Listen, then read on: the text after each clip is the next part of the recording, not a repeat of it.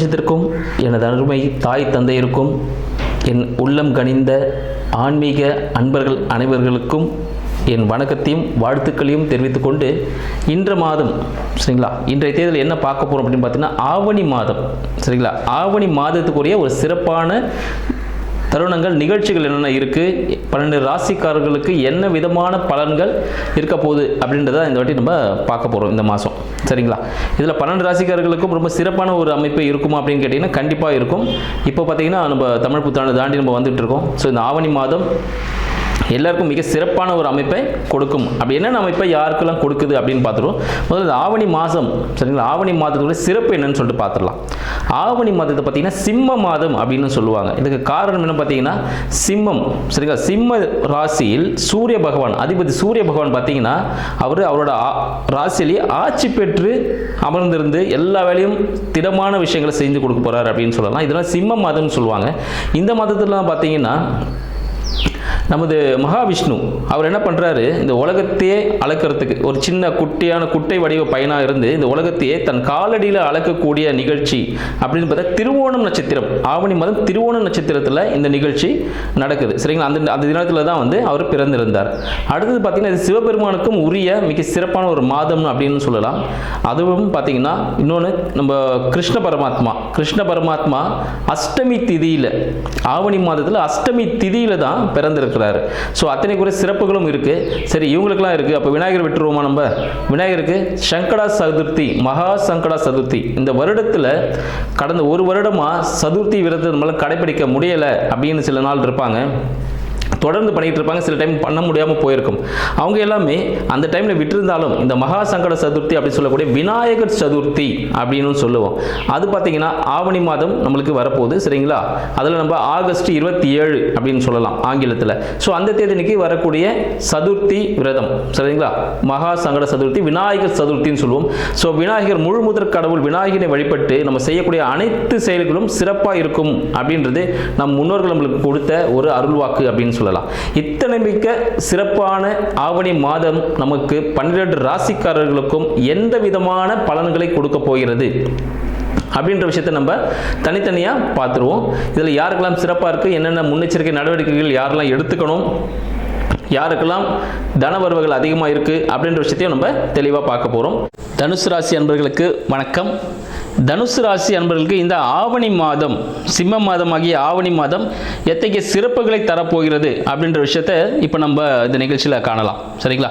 தனுசு அப்படின்னாலே பார்த்தீங்கன்னா மிகவும் பொறுமையான சரிங்களா, பொறுமையான சாந்தமான எதையும் யோசித்து செய்யக்கூடிய சுபாவம் உடையவர்கள் அப்படின்னு சொல்லுவாங்க. இந்த தனுசு ராசி அன்பர்கள் இவங்க பார்த்தீங்கன்னா எப்பவும் எதையும் சிந்திச்சு செயல்பட்டு மற்றவங்களுக்கு அறிவுரை கூறக்கூடிய இடத்துல இருப்பாங்க அப்படின்னு சொல்லலாம்.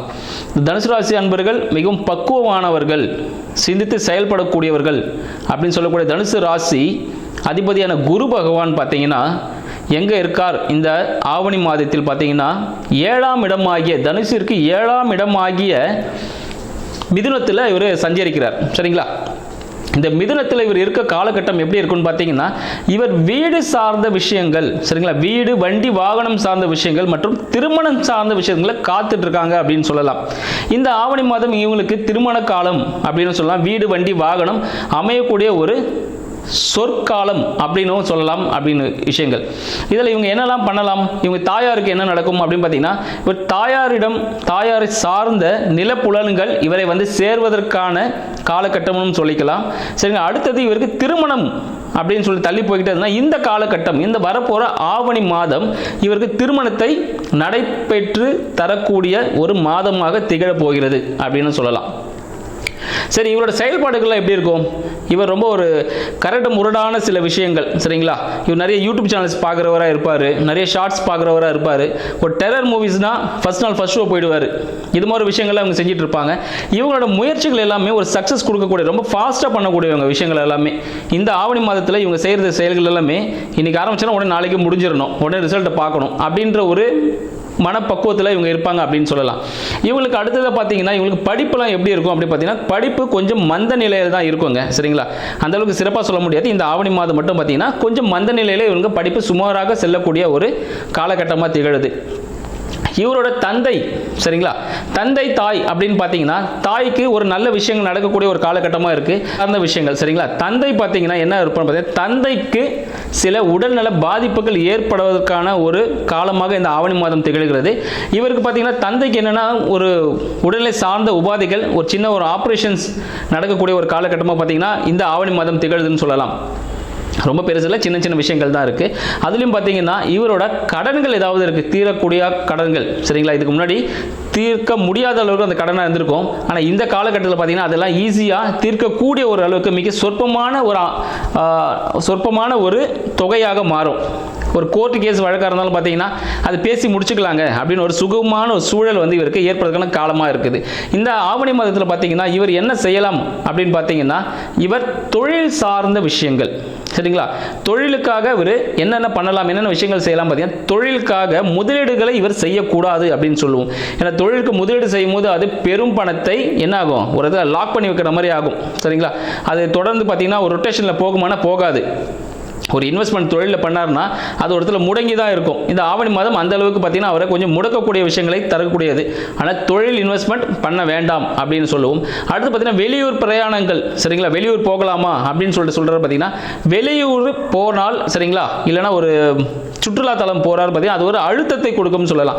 ஒரு மன மகிழ்ச்சிக்காக போவார், ஆனால் பார்த்தீங்கன்னா அது அவருக்கு ஒரு அழுத்தமாகவே இருக்கும். எப்படா வீட்டுக்கு போய் சேருவோம், ஏண்டா இங்கே வந்தோம் அப்படின்னு ஒரு மனநிலை கொடுக்கக்கூடிய ஒரு இடத்துல போய் விட்டுரும் அப்படின்னு சொல்லலாம். இந்த ஆவணி மாதத்தில் இவர் என்னெல்லாம் செஞ்சால் இவருக்கு மன மகிழ்ச்சி ஏற்படும் அப்படின்னு பார்த்தோன்னா, இந்த ஆவணி மாதத்தில் விநாயகர் வழிபாடு, சரிங்களா, ஆவணி மாதத்தில் வரக்கூடிய விநாயகர் சதுர்த்தி அன்று விரதம் இருந்து விநாயகர் வழிபாடை அதன் உரிய முறைகளில் செய்வதன் மூலம் இவருக்கு மிக சிறந்த பலன்கள் கையாளும் அப்படின்னு சொல்லலாம். இந்த கை கொடுக்கக்கூடிய விஷயத்துக்காக விநாயகரை விடாமல் எல்லா நாட்களிலுமே இவர் காலையில் வணங்கிட்டு வந்தார்னா மிக சிறப்பான எந்த செயல் செய்வதற்கு முன்னையும் இவர் விநாயகர் வழிபாடு செஞ்சுட்டு செய்யும் பொழுது அது அவருக்கு சக்சஸை கொடுக்கும் அப்படின்னு சொல்லலாம். தாயிடம் ஆசீர்வாதம் கண்டிப்பாக இவங்க வாங்கணும். இந்த ஆவணி மாதத்தில் மற்ற எப்போ வாங்குறாங்களோ இல்லையோ, தினமும் இந்த ஆவணி மாதத்தில் தாயிடம் ஆசீர்வாதம் மனப்பூர்வமாக, அம்மா எனக்கு மன்னிச்சிருங்க, நான் தெரியாமல் பண்ணிட்டேன். அம்மா இருந்தாங்கன்னா சாஷ்டாங்கமாக காலில் வந்து ஆசீர்வாதம் வாங்கிக்கலாம். அம்மா இல்லைனா மனப்பூர்வமாக மனசுக்குள்ளே சொல்லிவிட்டு என்னை மன்னிச்சுக்கங்க, உங்களை கஷ்டப்படுத்திருக்கேன்னு சொல்லிட்டு அவட மனதார ஆசீர்வாதம் மன்னிப்பு கேட்டு ஆசீர்வாதம் வாங்குவதன் மூலம் எல்லா செயல்களும் சக்ஸஸ் அடையலாம் அப்படின்ற விஷயத்தை உங்களுக்கு தெரிவிச்சுக்கிறேன். நன்றி, வணக்கம். Thank you.